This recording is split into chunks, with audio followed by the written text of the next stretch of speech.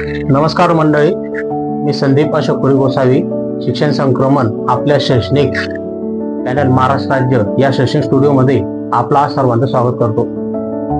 मंडळी, मागील भागामध्ये आपण श्री शिवाजी हायस्कूल व ज्युनियर कॉलेज तांबेपुरा अंमळनेर जिल्हा जळगाव या शाळेवर प्रशासक बसवण्याचे आदेश असताना देखील शिक्षणाधिकारी माध्यमिक जिल्हा परिषद जळगाव यांनी संबंधित प्रशासक बसविला नाही.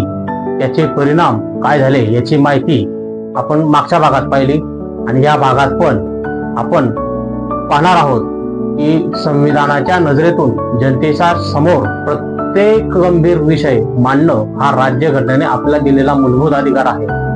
आज या भागात आपण पुन्हा एकदा त्याच शाळेतील शालेय व्यवस्थापनाने बेकायदेशीर अतिरिक्त ठरवलेल्या अतिरिक्त शिक्षकांच्या मुद्द्यांना संविधानाच्या नजरेने स्पर्श करणार आहोत. मंडळी, शिक्षण क्षेत्र हे देशाच्या विकासाच्या त्या ठिकाणी आधारस्तंभ आहे. मात्र जर याच क्षेत्रातील शिक्षकांवर अन्याय होत असेल, भ्रष्टाचार होत असेल, एकतर्फी निर्णय घेतले जात असतील तर शिक्षण व्यवस्थेवर गंभीर प्रश्नचिन्ह निर्माण होतं. जळगाव जिल्ह्यातील श्री शिवाजी हायस्कूल व ज्युनियर कॉलेज तांबेपुरा अंमळनेर येथे घडलेली अतिरिक्त शिक्षक समायोजनाची एकतर्फी आणि बेकायदेशीर प्रक्रिया, त्यातील आर्थिक अपहार, शासन निर्णयांचं उल्लंघन आणि शिक्षकांचे शोषण यामुळे असंतोष निर्माण झाला आहे. या अन्यायाविरुद्ध आवाज उठवत शिक्षकांनी न्यायालयीन लढा सुरू केला. आता न्यायालयीन लढा सुरू केला असून संबंधित अधिकाऱ्यांची भूमिकाही संशयाच्या भोवऱ्यात त्या ठिकाणी आहे. या संपूर्ण घडामोडींवर आपण आज एक नजर टाकणार आहोत. मंडळी, त्याआधी मी स्वतःच रचलेली एक चारोळी आपल्या समोर सादर करतो. तर मंडळी, न्यायासाठी उठतो आवाज, न्यायासाठी उठतो आवाज. शिक्षणात अन्याय नको, शिक्षकांचा सन्मान राखूया, शिक्षकांचा सन्मान राखूया. भ्रष्ट निर्णय सहन नको. एकतर्फी समायोजन बंद हो, एकतर्फी समायोजन बंद हो. पारदर्शकतेचा मार्ग असो, पारदर्शकतेचा मार्ग असो. तर मंडळी, आज आपण अशाच मुद्द्यांना स्पर्श करणार आहोत जे संविधानाच्या दृष्टीने त्या ठिकाणी महत्वाचे आहेत. मग आता आपल्याला आणि सामान्य माणसांना, महाराष्ट्रातील सामान्य जनतेला प्रश्न पडतायत. मला वाटचाल सुद्धा प्रश्न लोक विचारतायत. सामान्य माणसाच्या, जनतेच्या मनामध्ये काही प्रश्न आहेत. ते प्रश्न कोणते आहेत बघा. याच्यामध्ये आदेश व परिपत्रकांची अंमलबजावणी फक्त निवडक ठिकाणीच का होते, असा सामान्य जनतेचा प्रश्न आहे. सामान्य नागरिक व शिक्षकांचे निवेदन अर्ज वेळेत का घेतले जात नाही. लोकशाही पद्धतीने प्रश्न मांडल्यावरही त्यांच्या मागण्यांकडे दुर्लक्ष का केले जाते. मंडळी, आज आपण या ठिकाणी पाहणार आहोत की शिवाजी हायस्कूलच्या बाबतीमध्ये अतिरिक्त शिक्षकांवर कोणत्या प्रकारचा अन्याय झालेला आहे ते आपण आज सर्व समजून घेणार आहोत. एकतर्फी शिक्षक अतिरिक्त शिक्षक समायोजन प्रक्रियेत त्या विरोधात मुद्देसूद माहिती आणि त्या प्रकरणाचा सारांश आपल्याला स्क्रीनवर दिसत आहे. दिनांक 3/10/2024 रोजी शिक्षण विभाग जिल्हा परिषद जळगाव यांच्याकडून शिवाजी हायस्कूल व ज्युनियर कॉलेज त्या ठिकाणी तांबेपुरा अंमळनेर येथील काही शिक्षकांचे अतिरिक्त समायोजनाचे आदेश त्या ठिकाणी निर्गमित झाले होते. हे आदेश मुख्याध्यापकांमार्फत कार्यमुक्ती म्हणून पुढे पाठवले गेले.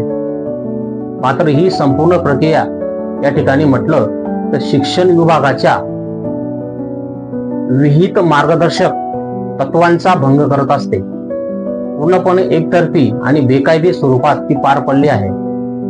त्याचे मुद्दे आणि आक्षेप आपण आज समजून घेणार आहोत. तर बघा, पहिला मुद्दा येतो त्याच्यामध्ये आदेशाचे उशिराने व अनौपचारिक त्या ठिकाणी माहिती दिलेली. बघा, याच्यामध्ये समायोजनाचे जे आदेश आहे ते शाळेच्या लिपिकांमार्फत दिनांक 5/10/2024 रोजी त्या ठिकाणी शिक्षकांना मिळाले असं शिक्षकांचं म्हणणं आहे.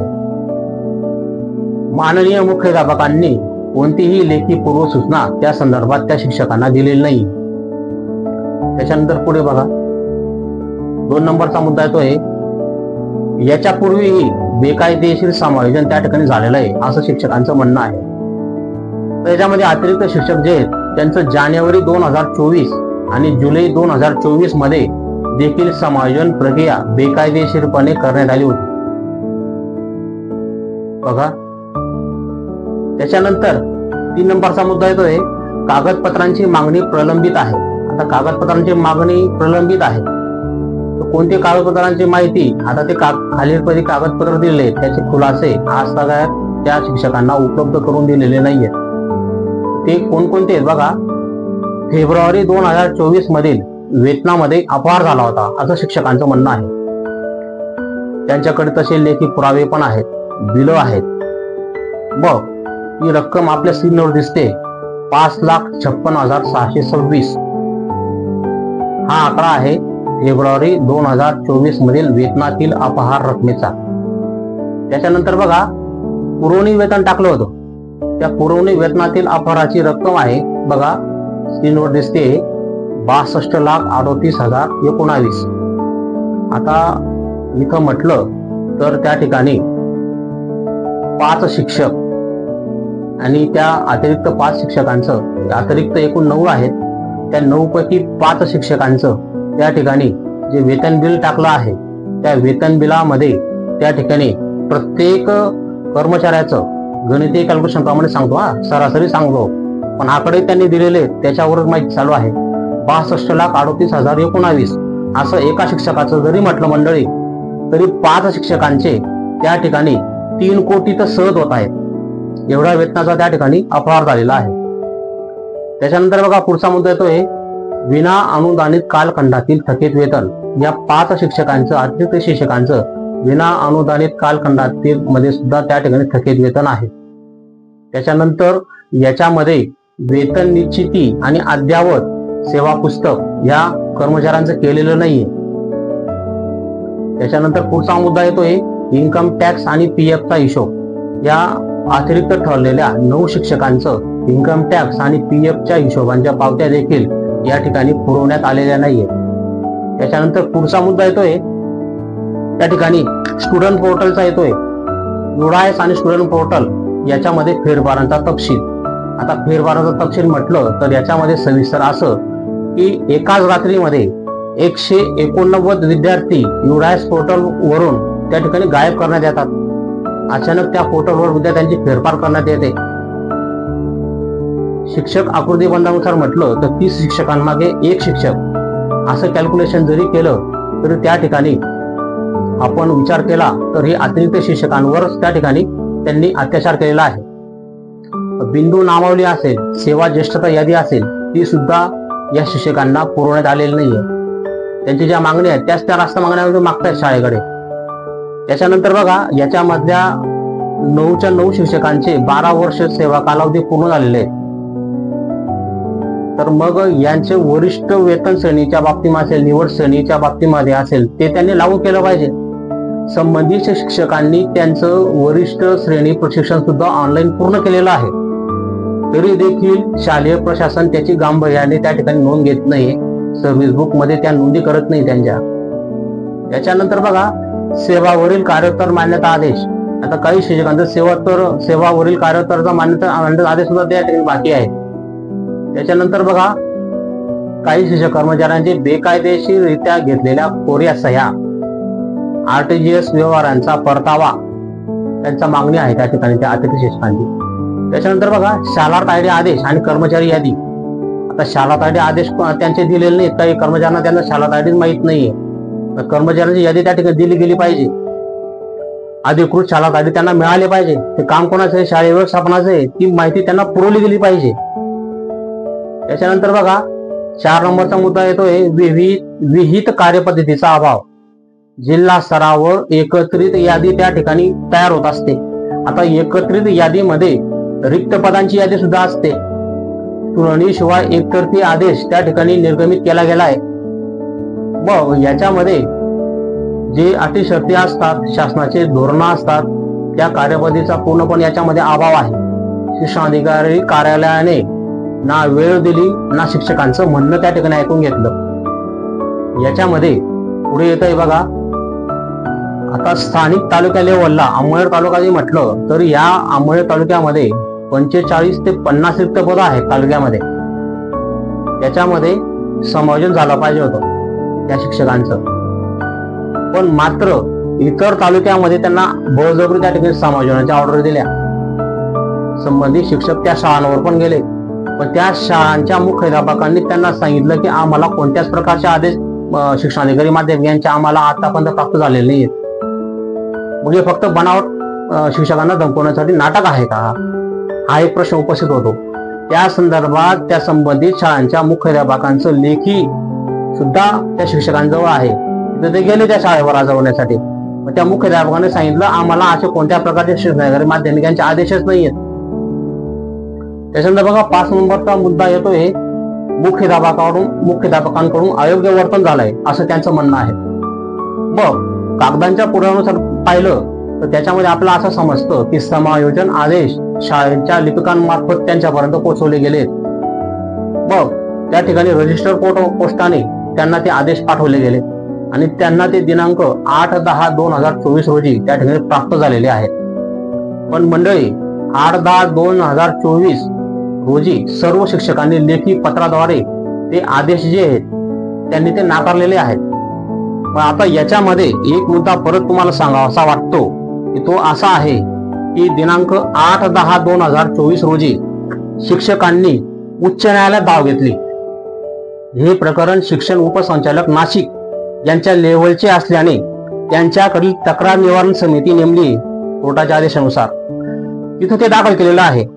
शिक्षण उपसंचालकांनी आज 7-8 महिने झाले त्या गोष्टीला, पण त्यांनी कोणताही निर्णय त्या अतिरिक्त शिक्षकांच्या बाबतीत घेतलेला नाहीये. 7-8 महिने उलटूनही कोणता निर्णय झाला नाहीये. मग नोव्हेंबर 2024 पासून तर आज मे 2025 येतोय, इतक्या महिन्यांचं सुद्धा त्यांचं वेतन मूळ आस्थापनेवर काढणं हे शालेय प्रशासनाचं काम होतं. न्यायालयीन आदेश त्या ठिकाणी येईपर्यंत त्यांचं वेतन मूळ आस्थापनेवर काढण्याबाबत सुद्धा शासन निर्णय आहेत, ते आपण आता पाहणार आहोत. मग याच्यामध्ये त्यांचं जोपर्यंत न्यायालयीन लढा चालू आहे तोपर्यंत त्यांचं मूळ वेतन कुठं काढलं पाहिजे होतं, त्यांचं मूळ वेतन हे त्या आस्थापनेवर काढलं पाहिजे होतं. त्याच्या संदर्भात शासन निर्णय आपण पुढे पाहणारच आहोत. नंतर पुढचा मुद्दा येतो बघा, मुख्याध्यापकांना समायोजन आदेश बजावण्याचा अधिकार नाही. सगळ्यात महत्वाचा आहे. प्रक्रिया विरोधात त्या ठिकाणी केलेली कारवाई आहे. आता प्रक्रिया विरोधात कारवाई कशी आहे बघा, दिनांक 14/10/2024 रोजी माननीय उच्च न्यायालय औरंगाबाद खंडपीठात त्या शिक्षकांनी याचिका दाखल केल्या. अतिरिक्त शिक्षकांनी त्याची याचिका क्रमांक देखील दिले आहेत बघा, WPST/29/015 ते WPST/29/033/2024 दाखल करण्यात आलेल्या आहेत. मग एवढ्या याचिका दाखल झाल्या, मागणी झाली, तर त्याच्यामध्ये मागणीमध्ये बघा त्यांच्या मागण्या काय आहेत, सदर बेकायदेशीर एकतर्फी समायोजन प्रक्रिया तात्काळ रद्द करण्यात यावी. त्याच्यानंतर पुढचा 2 नंबरचा मुद्दा येतो बघा, सर्व संबंधित कागदपत्र आणि खुलासे लेखी स्वरूपात त्या ठिकाणी तात्काळ उपलब्ध करून द्यावे. त्याच्यानंतर 3 नंबरचा मुद्दा येतोय बघा, विहित कार्यपद्धतीनुसार सुनावणी घेऊन न्याय निर्णय घेण्यात यावा. त्याच्यानंतर बघा त्या ठिकाणी हरकती घेतल्या त्यांनी सर्व अन्यायग्रस्त शिक्षकांचे नावं आणि सह्या त्या ठिकाणी आपल्याला त्या हरकतींमध्ये दिसत आहेत. आता याच्यामध्ये त्यांनी म्हटलं होतं की दिनांक 16/10/2024 रोजी सुद्धा त्यांनी एक निवेदन दिलेलं आहे. त्याच्यानंतर त्यांनी नोव्हेंबर मध्ये सुद्धा निवेदन दिलं आहे. त्यांचे निवेदन शासनाला देणं चालूच आहे. नंतर मार्च मध्ये सुद्धा त्यांनी एक निवेदन दिलेलं आहे. त्या निवेदन देणाऱ्यांमध्ये 9 शिक्षकांनी त्या ठिकाणी त्या पत्रावर सह्या केल्या आहेत. त्या अतिरिक्त शिक्षकांची नावं देखील तुमच्या आपल्या स्क्रीनवर येत आहे बघा. श्री संजय प्रल्हाद पाटील सर आहेत. त्याच्यानंतर 2 नंबर येत आहेत श्रीमती ललिता वंजी पाटील मॅडम येत आहेत. त्याच्यानंतर 3 नंबर येत आहेत शीतल दिलीप देसले मॅडम येत आहेत. 4 नंबरला श्रीमती वनिता पंडितराव जवाग येत आहेत. नंतर बघा 5 नंबरला श्रीमती अलका शिवाजी देवरे मॅडम येत आहेत. 6 नंबरला श्री वीरेंद्र शंकरसिंह सिसोदिया सर येत आहेत. त्याच्यानंतर 7 नंबरला बघा श्रीमती संगीता प्रकाश पाटील मॅडम येत आहेत. 8 नंबरला श्री शैलेश दत्तात्रय विस्कुटे सर येत आहेत. त्याच्यानंतर 9 नंबरला विशाल दत्तात्रय पाटील येत आहेत. तर एवढे 9 शिक्षकांनी शिक्षणाधिकाऱ्यांनी त्यांनी त्या ठिकाणी हरकती घेतलेल्या आहेत, पण त्याची आजपर्यंत त्यांनी कोणतीच दखल घेतलेली नाहीये. त्याच्यानंतर शिक्षणाधिकाऱ्यांनी घ्यायची अपेक्षित भूमिका काय आहे, त्याच्यावरती काय भूमिका घेऊ शकतात संविधानाला धरून. तर बघा, संपूर्ण प्रक्रियेची त्यांनी चौकशी सुरू केली पाहिजे. त्याच्यानंतर एकतर्फी समायोजन का आणि कसे झाले याचा सविस्तर अहवाल त्यांनी मागवला पाहिजे. त्या ठिकाणी शाळेचे मुख्याध्यापक असतील, संबंधित लिपिक असतील, संबंधित कर्मचाऱ्यांकडून त्यांनी खुलासा मागवा. त्याच्यानंतर बघा, 2 नंबरचा मुद्दा येतोय सुनावणीची प्रक्रिया राबवणे. आता सर्व संबंधित शिक्षकांना लेखी बोलवणे, नोटीस पाठवून त्यांच्या हरकती ऐकून घेणे, हे कोणाचं काम आहे? शिक्षणाधिकारी माध्यमिक जळगाव यांचं. नंतर बघा, लेखी म्हणणे स्वीकारून त्यावर निर्णय घेणे. नुसतं तोंडी आदेश द्यायला काही महत्व नाहीये. त्या ठिकाणी लेखी म्हणणं त्यांनी स्वीकारलं पाहिजे, त्याच्यावर त्यांनी निर्णय घेतला पाहिजे शिक्षणाधिकारी माध्यमिक यांनी. त्याच्यानंतर 3 नंबरचा मुद्दा येतो बघा, रिक्त पदांची पारदर्शक यादी जाहीर करणे. शिक्षणाधिकारी माध्यमिक यांनी करावं. तालुका स्तरावर असेल, जिल्हा स्तरावर असेल, सध्याच्या रिक्त पदांची अधिकृत यादी जाहीर करावी.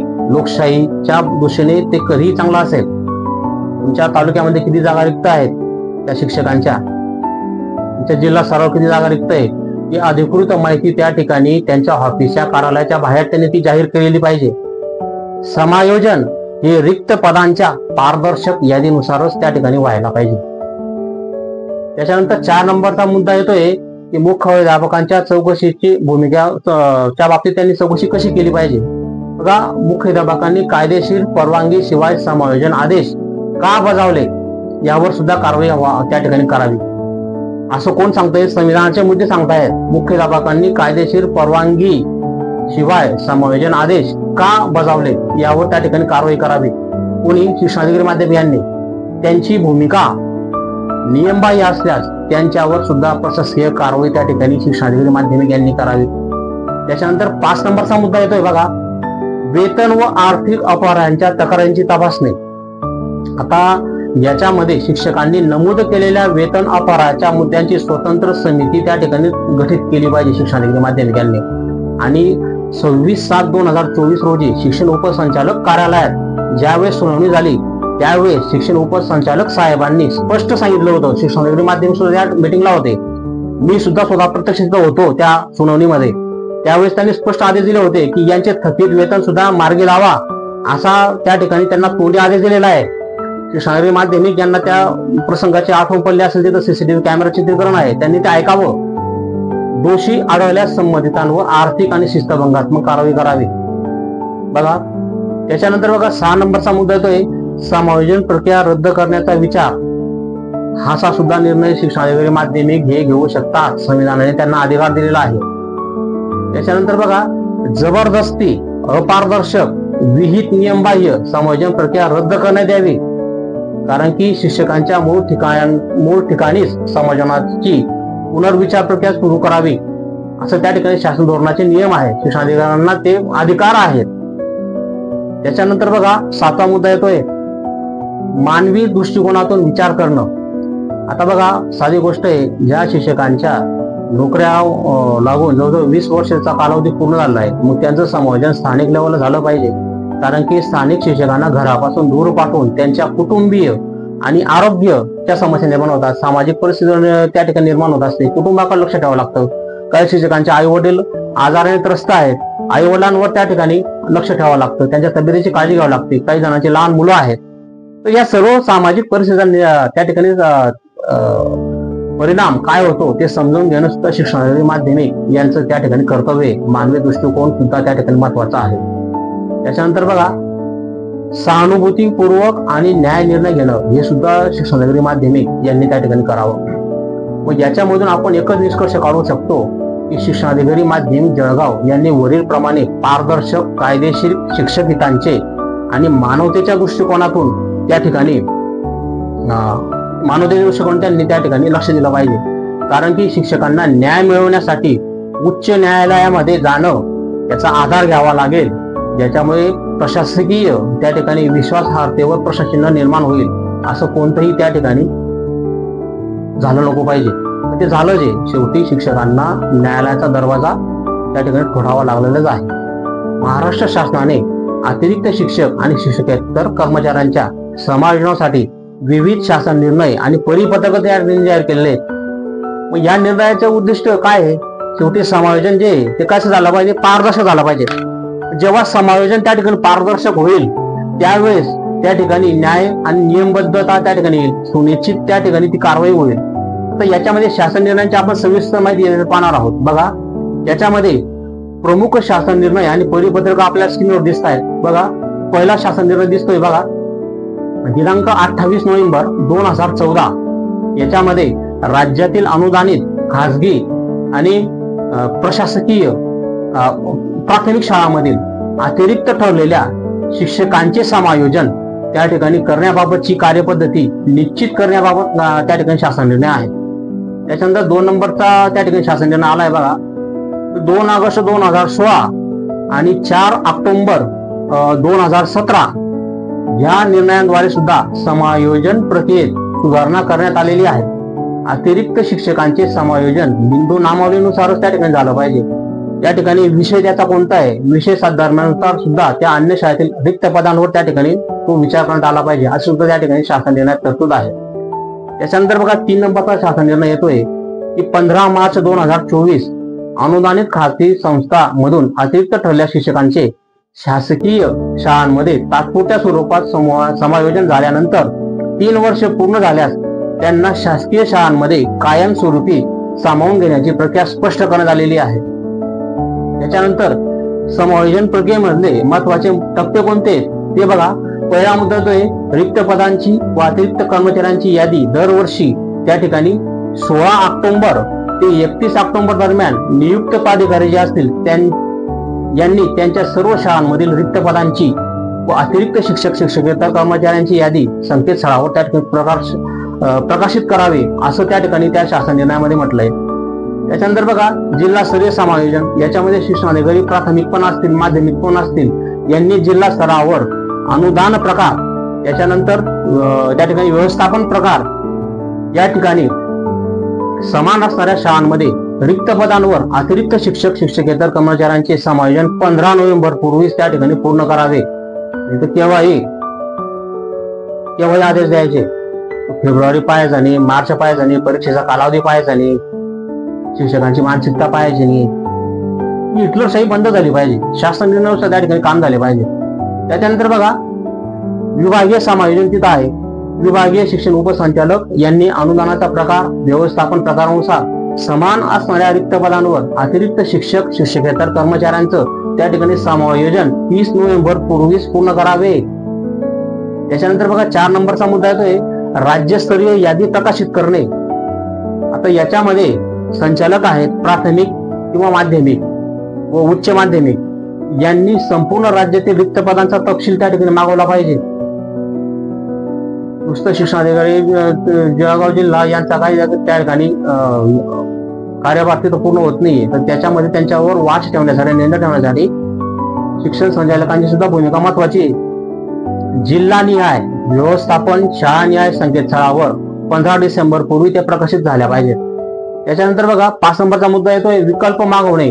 अतिरिक्त कर्मचारी 20 डिसेंबर पूर्वी कोणत्या जिल्हा समायोजन करण्यात यावे याबाबतच्या विकल्प संचालनाकडे ते सादर करते. त्याच्यानंतर बघा, 6 नंबरचा मुद्दा येतोय समायोजनाची अंतिम प्रक्रिया. संचालकांनी 30 डिसेंबर पूर्वी समायोजन प्रक्रिया पूर्ण केलेली असावी.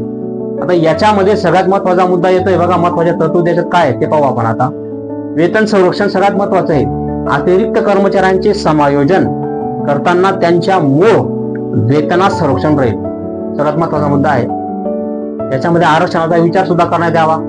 समायोजन करताना आरक्षण प्रवर्गाचा विचार करून समान प्रवर्गाच्या रिक्त पदांवर त्या ठिकाणी समायोजन त्या ठिकाणी केलं पाहिजे.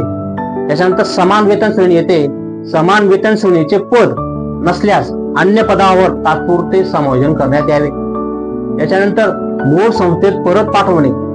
अतिरिक्त कर्मचाऱ्यांच्या मूळ संस्थेमध्ये जर नवीन पद निर्माण झाला असेल तर अथवा पद रिक्त झाल्यास त्यांना मूळ संस्थेत परत पाठवण्यात यावे, सगळ्यात महत्वाचं आहे. नंतर बघा, अतिरिक्त शिक्षक समायोजन. आता याच्यामध्ये सुद्धा काही उच्च न्यायालयाचे औरंगाबाद खंडपीठाने विविध प्रकरणांमध्ये महत्वाचे निर्णय दिले आहेत. या निर्णयांमध्ये न्यायालयाने त्या ठिकाणी समायोजन प्रक्रियेमध्ये पारदर्शकता असेल, कायदेशीररित्या आणि शिक्षकांच्या हक्कांचे संरक्षण असेल याच्यावर त्यांनी भर दिला आहे. आता खालील महत्वाचे त्या ठिकाणी निर्णय आहेत बघा. त्याच्यामध्ये एक केस येते बघा, देवीदास भानुदास तोरणमल यांची केस आहे. त्यांनी शाळा व्यवस्थापनाविरुद्ध ती केस टाकलेली आहे. याच्यामध्ये बघा, या प्रकरणाचा सारांश म्हटला तर आपण थोडक्यात त्या ठिकाणी मांडू. शाळा व्यवस्थापनाने शिक्षकांवर शिस्तभंगात्मक कारवाई करत त्याचा वेतन श्रेणी त्या ठिकाणी कमी केली होती. मग न्यायालय निर्णय काय होता बघा, न्यायालयाने ही कारवाई काय केली, शाळा व्यवस्थापनाने बेकायदेशीर ठरवली. कारण ती महाराष्ट्र खासगी शाळा कर्मचारी सेवा अटी शर्ती 1981 नुसार ती नव्हतीच. त्याचा परिणाम काय झाला बघा, शिक्षकाला सर्व लाभ मिळाले, ज्येष्ठता मिळाली, मागील वेतन सुद्धा त्याचं मिळालं आणि निवृत्ती वेतन देण्याचा सुद्धा आदेश त्यांनी त्या व्यवस्थापनाला केलेला आहे. संदर्भ कुठला घेतलाय मी या ठिकाणी lawtex.in वेबसाईटवर दिलेला आहे, तो संदर्भ त्यातून घेतलाय. नंतर बघा, मोनाली विनोदराव भुयार. आता मोनाली विनोदराव भुयार यांनी सुद्धा महाराष्ट्र राज्य आणि इतर त्या ठिकाणी संस्थाचालक असतील त्यांच्यावर त्यांनी त्या ठिकाणी दावा केला होता. याच्यामध्ये काय म्हटलंय, या प्रकरणाचा सारांश म्हटला तर शिक्षिकेने तिच्या समायोजन प्रक्रियेत झालेल्या अन्यायाविरुद्ध याचिका दाखल केली होती. या न्यायालयाचा निर्णय असा होता की न्यायालयाने शिक्षिकेच्या बाजूने निर्णय दिला. समायोजन प्रक्रियेत पारदर्शकता त्या ठिकाणी आली पाहिजे, नियमांचं पालन होणं महत्वाचं आहे, आवश्यक असल्याचं त्या ठिकाणी न्यायालयाने नमूद केलंय. त्याच्यानंतर बघा, याच्यामध्ये संदर्भ दिला आहे तुम्हाला इंडियन कानून, याच्यामधून तो संदर्भ घेतला आहे मी. नंतर बघा, 3 नंबरची केस येते सारिका बद्रीनाथ शिंदे विरुद्ध महाराष्ट्र राज्य. आता या केसमध्ये काय झालं होतं, या प्रकरणाचा सारांश म्हटला तर शिक्षिकेने तिच्या समायोजन प्रक्रियेत झालेल्या अन्यायाविरुद्ध याचिका दाखल केली होती. तर न्यायालयाने निर्णय तिथं असा दिला आहे, न्यायालयाने म्हटलंय की शिक्षिकेच्या बाजूने निर्णय दिला त्यांनी, समायोजन प्रक्रियेमध्ये पारदर्शकता असली पाहिजे, नियमांचं पालन होणं आवश्यक आहे, असं त्या ठिकाणी न्यायालयाने नमूद केलेलं आहे. त्याला सुद्धा संदर्भ घेतला आहे मी इंडियन कानूनचा. त्याच्यानंतर बघा पुढे, प्रतिभा निकेतन एज्युकेशन सोसायटी विरुद्ध महाराष्ट्र राज्य या प्रकरणाचा सारांश आपण पाहू. तर शाळेने अतिरिक्त शिक्षकांच्या समायोजनाऐवजी नवीन शिक्षकांची भरती केली होती. त्याच्यामध्ये न्यायालयाने काय निर्णय दिला होता बघा, न्यायालयाने शासन निर्णय दिनांक 2 मे 2012च्या आधारे अतिरिक्त शिक्षकांचे पूर्ण समायोजन न करता नवीन भरतीस मनाई केली होती न्यायालयाने. नंतर बघा, परिणाम काय झाला, मग तिथं शाळेला अतिरिक्त शिक्षकांचे समायोजन पूर्ण केल्याशिवाय त्या ठिकाणी नवीन भरती करण्यास मनाई करण्यात आली. त्याच्यानंतर याचा संदर्भ म्हटला तर मी घेतला आहे केस माइन मधून. नंतर बघा, याच्यामध्ये निष्कर्ष आपण काय म्हणू शकतो की वरील निर्णयावरून स्पष्ट होतं की अतिरिक्त शिक्षक समायोजन प्रक्रियेमध्ये पारदर्शकता, कायदेशीररित्या आणि शिक्षकांच्या हक्काचं त्या ठिकाणी संरक्षण झालं पाहिजे, ते अत्यंत आवश्यक आहे. आणि शिक्षण विभागाने समायोजन करताना संबंधित शासन निर्णयांचं त्या ठिकाणी पालन करणं महत्वाचं असतं. शिक्षकांना योग्य सुनावणी देणं महत्वाचं असतं, त्यांच्या हरकतींचा विचार करणं महत्वाचं असतं. असे न केल्यास शिक्षकांना न्यायालयीन मार्गाचा अवलंब त्या ठिकाणी करावा लागतो, ज्याच्यामुळे प्रशासनावरचा विश्वास कमी होऊ लागलाय. मंडळी, समाजामध्ये आता सर्व निर्णय कोर्टात घ्यायला लागलाय. प्रशासन कशासाठी बसवलंय, एमपीएससी युपीएससी द्वारे शिक्षक युवक भरले जातात, युवत्या भरले जातात. मग ते एवढ्या मोठ्या पदावर जातात, मग ते निर्णय काय देऊ शकत नाही? सर्व निर्णय काय कोर्टानेच घ्यायचे का? वरील संदर्भात शिक्षण उपसंचालक नाशिक विभाग यांची भूमिका अत्यंत महत्वाची आणि उत्तरदायित्वाची आहे. त्यांच्या भूमिका कोणत्या असल्या पाहिजे त्या प्रकरणामध्ये? बघा, मी जेवढे मुद्दे घेतले ते शासकीय निर्णयानुसार आणि संविधानाच्या बाजूने दिलेले आहेत. त्या ठिकाणी कारवाई कोणती केली पाहिजे? पहिला मुद्दा तर त्यांची कायदेशीर व पारदर्शक प्रक्रिया सुनिश्चित करणे, हे सगळ्यात महत्त्वाचं शिक्षण उपसंचालक नाशिक यांचं काम आहे. त्याच्यानंतर बघा, समायोजन प्रक्रिया ही महाराष्ट्र शासनाचे नियम, शासन निर्णय, उच्च न्यायालयाचे आदेश यांच्या अनुषंगाने व्हावी याची जबाबदारी कोणाची? उपसंचालकांची आहे. कोणताही समायोजन आदेश हा एकतर्फी नसेल, बिनघोषित नसेल, अपारदर्शक नसेल व तक्रारींना डावलून दिला जाऊ नये असं सुद्धा त्याच्यात म्हटलं आहे. नंतर बघा, शिक्षकांच्या हरकतींची योग्य दखल घेणं. तर संबंधित शिक्षकांनी लेखी स्वरूपात नोंदवलेल्या तक्रारींची स्वतंत्र त्या ठिकाणी चौकशी झाली पाहिजे. त्यांना न्याय प्रवरण रीतीने ते प्रश्न त्यांचे सोडवले पाहिजेत. नंतर बघा, शिक्षण उपसंचालकांचं काम काय आहे? समायोजनापूर्वी संबंधित शिक्षकांना वैयक्तिक सुनावणी आणि स्पष्टीकरणाची त्या ठिकाणी संधी मिळाली पाहिजे. आता बघा, मुख्याध्यापक आणि शिक्षणाधिकारी यांच्या भूमिकेची सुद्धा त्या ठिकाणी शिक्षण उपसंचालक नाशिक यांनी चौकशी केली पाहिजे. जर मुख्याध्यापक व स्थानिक शिक्षणाधिकारी यांनी नियमबाह्यपणे एकतर्फी निर्णय घेतला असेल तर त्यांच्या भूमिकेची सुद्धा विस्तृत चौकशी त्या ठिकाणी झाली पाहिजे. आवश्यकतेनुसार तिथं कारवाई सुद्धा झाली पाहिजे. जर शाळेच्या लिपिकांमार्फत आदेश पाठवणे हा कार्यपद्धतीचा भंग मानला जातोय याची सुद्धा शासनाने दखल घेतली पाहिजे. मग याच्यामध्ये प्रलंबित वेतन जे असतील, पीएफ असेल, कर असेल, सेवा नोंदी असेल, यांचा सुद्धा तपशील त्या ठिकाणी शासनाने मागवला पाहिजे. शिक्षण उपसंचालक यांनी संस्थेकडून खालील बाबतीवर तपशील मागवला पाहिजे. विना अनुदानित कालखंडामध्ये थकीत वेतन त्या शिक्षकांना मिळालं पाहिजे. त्यांचे पीएफ असतील, इन्कम टॅक्सचा गैरव्यवहार झाला आहे त्या बाबतीमध्ये सुद्धा त्यांनी लक्ष दिलं पाहिजे. त्यांचे सेवा पुस्तिका असतील त्या सुद्धा अद्ययावत करणं महत्वाचं काम आहे. सेवा ज्येष्ठतेच्या बाबतीत असेल, बिंदू नामवलीची सत्यता असेल, काही अपराधाच्या तक्रारी असतील त्या संदर्भामध्ये सुद्धा त्या ठिकाणी पुरावे त्यांनी घेतले पाहिजे. नंतर शैक्षणिक गुणवत्ता 5 नंबरचा मुद्दा येतोय. स्थानिक गरजेनुसार त्या ठिकाणी समायोजन करणं, जिल्ह्यातील रिक्त पदांची संपूर्ण माहिती घेतली पाहिजे. स्थानिक पातळीवर समायोजन करण्याचा प्राधान्यक्रम तिथं ठेवला पाहिजे. बाहेरच्या तालुक्यात पाठवण्याऐवजी स्थानिक गरजा विचारात घेतल्या पाहिजे. त्याच्यामध्ये प्रशिक्षित आणि अनुभव संपन्न शिक्षकांची क्षमता शाळेत त्या ठिकाणी टिकवणं महत्वाचं आहे. नंतर बघा 6 नंबरचा शासन निर्णय येतोय. उच्च न्यायालय आदेशाची अंमलबजावणी. शासन निर्णय दिला आहे 2 मे 2012 आणि 22 जून 2023 यासारख्या महत्वाच्या निर्णयांचा सखोल त्या ठिकाणी अभ्यास करून त्यांची कडक अंमलबजावणी करणं हे सुद्धा महत्वाचं आहे. उच्च न्यायालयाचे याचिकेतील निर्णयाप्रमाणे न्याय देणं महत्वाचं आहे. याच्यामध्ये निष्कर्ष म्हटला तर शिक्षण उपसंचालक नाशिक यांनी स्वतः पुढाकार घेऊन या प्रकरणातील सत्य परिस्थितीचा अहवाल त्या ठिकाणी तयार केला पाहिजे. शिक्षकांचं हितांचं रक्षण त्या ठिकाणी केलं पाहिजे. नंतर अन्यायग्रस्त जे शिक्षक आहेत त्या शिक्षकांचा विश्वास त्या ठिकाणी ढासळू नको दिला पाहिजे. त्याच्यामुळे शिक्षकांचा विश्वास ढासळू शकतो.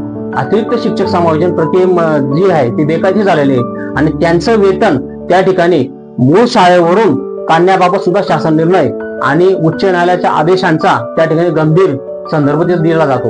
आता याच्यामध्ये म्हटलं तर बघा शासन निर्णयाचा संदर्भ म्हटला तर शासन निर्णय क्रमांक येतोय तिथं बघा स्क्रीनवर दिसतोय आपल्याला 2017 याच्यामध्ये बघा 15 मार्च 2017 शासन निर्णय आहे. याच्यामध्ये सुद्धा याचा स्रोत कोणता आहे बघा, शालेय शिक्षण विभाग मध्ये तो शासन निर्णय आहे. साईडला तुम्ही पाहू शकता. त्याचे महत्वपूर्ण मुद्दे मी सारांश घेतलेले. अतिरिक्त शिक्षकांचे समायोजन झाल्यानंतर जर शिक्षक समायोजित ठिकाणी हजर होत नसतील तर त्यांच्या वेतनाची जबाबदारी मूळ शाळेवर राहते. सगळ्यात महत्त्वाचं शासन निर्णय म्हटलंय बघा. त्याच्यामध्ये 2 नंबरचा समायोजन प्रक्रियेमध्ये पारदर्शकता आणि शिक्षकांच्या हक्कांचं त्या ठिकाणी रक्षण होणं आवश्यक आहे. त्याच्यानंतर 2 नंबरचा मुद्दा येतो सुधारित कार्यपद्धती. याचा सुद्धा शोधखोळ घेतला आहे मी शालेय शिक्षण विभागाच्या साईटवरून. याच्यामध्ये महत्वपूर्ण मुद्दे येतात बघा. याच्यामध्ये अतिरिक्त शिक्षकांचं समायोजन करताना त्यांच्या मूळ वेतनाचं संरक्षण त्या ठिकाणी राखलं गेलं पाहिजे. जर समायोजनानंतर 3 वर्षाच्या आत मूळ शाळेत पद उपलब्ध झाला असेल तर शिक्षकांना परत पाठवण्याची तरतूद त्या शासन निर्णयात आहे. त्याच्यानंतर बघा याच्यावरून आपण एवढ्या शासन निर्णयावरून निष्कर्ष काढू शकतो की अतिरिक्त शिक्षकांचं वेतन समायोजन प्रक्रियेत पारदर्शकता नसल्यास त्यांच्या मूळ शाळेवरून काढण्याची जबाबदारी शासन निर्णयानुसार त्या ठिकाणी निश्चित करण्यात आलेली आहे. तर समायोजन प्रक्रियेमध्ये शिक्षकांच्या हक्कांचे संरक्षण आणि न्यायालयीन आदेशांचे पालन सुद्धा त्या ठिकाणी आवश्यक आहे. याच्यामध्ये मंडळी एवढं आपण आता पाहिलं या संदर्भात शासन निर्णयाच्या बाबतीत पाहिलं तर मंडळी शेवटी मी रचलेल्या सर्व इथं म्हणतो न्यायासाठी जे उठले त्यांची झुंज थांबणार नाही. न्यायासाठी जे उठले त्यांची झुंज थांबणार नाही. खोटी व्यवस्था कितीही मोठी सत्यापुढे टिकणार नाही. खोटी व्यवस्था कितीही मोठी सत्यापुढे टिकणार नाही. शिक्षक हे दीपस्तंभ अंधारावर विजय मिळवणार. संघर्षातूनच नवा प्रकाश शिक्षणाला अभय देणार. तर मंडळी या भागात आपण पाहिलं की प्रशासक न बसण्याचे त्या ठिकाणी काय त्या ठिकाणी शैक्षणिक नुकसान झालेलं आहे. पुढील भागामध्ये पुन्हा चर्चा करूया. तोपर्यंत इतकेच. जय हिंद, जय महाराष्ट्र.